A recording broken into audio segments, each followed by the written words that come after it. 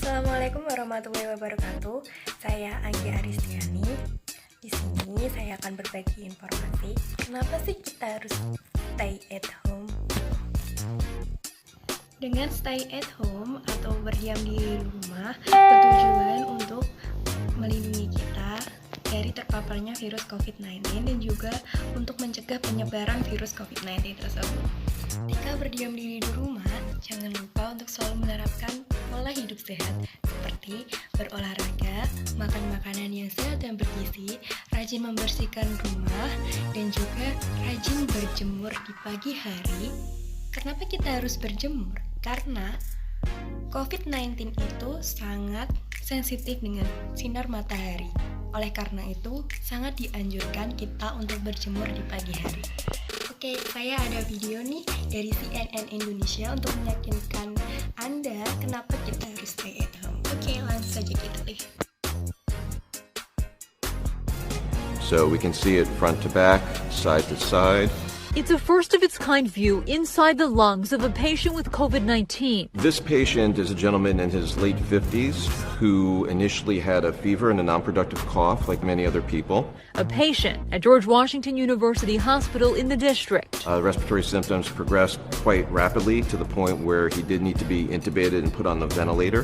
And this is a virtual reality 360-degree rendering that shows exactly what the virus does to the human body. So what you're seeing in the video, essentially the blue part is the more normal lung, but anything that you're seeing is in yellow is lung that is being destroyed by the virus. Dr. Keith Mortman is the chief of thoracic surgery at GW Hospital, and in partnership with a company called Surgical Theater, he used a coronavirus patient's CAT scan to create this interactive model. It's quite alarming to see, in all honesty, because unlike your garden variety pneumonia that might affect only one small part of the lung, or unlike the common flu, what you're seeing in this video is really the widespread diffuse damage to the lungs. Mortman's hope is that the technology can help medical professionals on the front lines, but he also wants members of the public to see these images for themselves. It's really to educate them. Because he says this perspective should open everyone's eyes to the dangers of COVID-19. I really want them to be able to see this and understand the damage that's being done to the lungs, the severity of the disease that this is causing. So perhaps maybe they think twice before having a house party or going outside with large groups.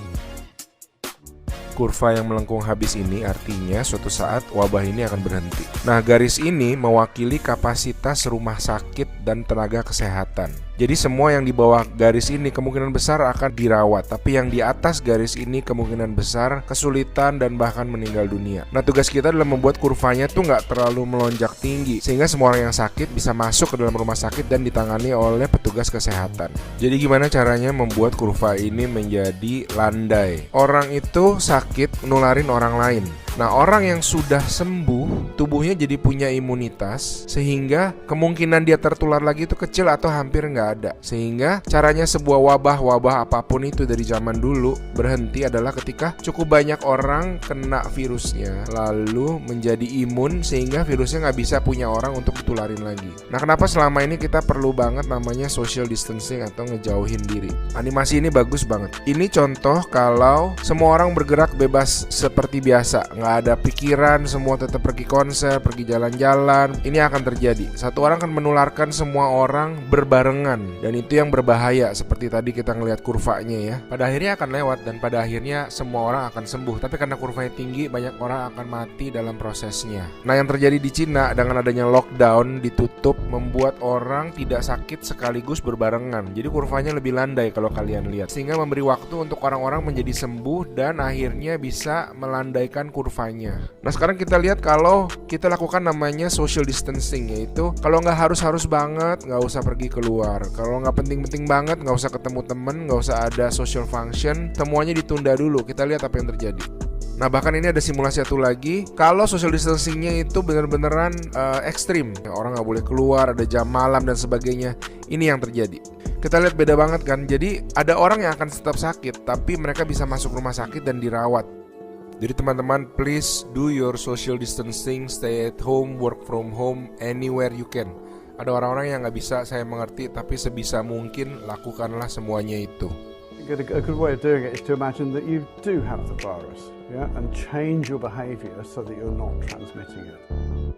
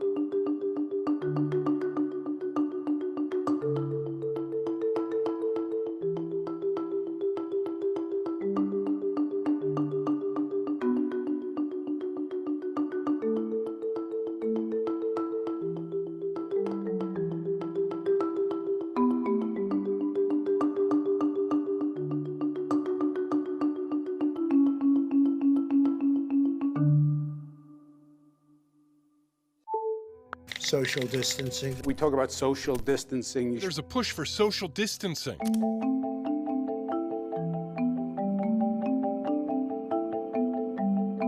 I'm glad to see that you're practicing social distancing.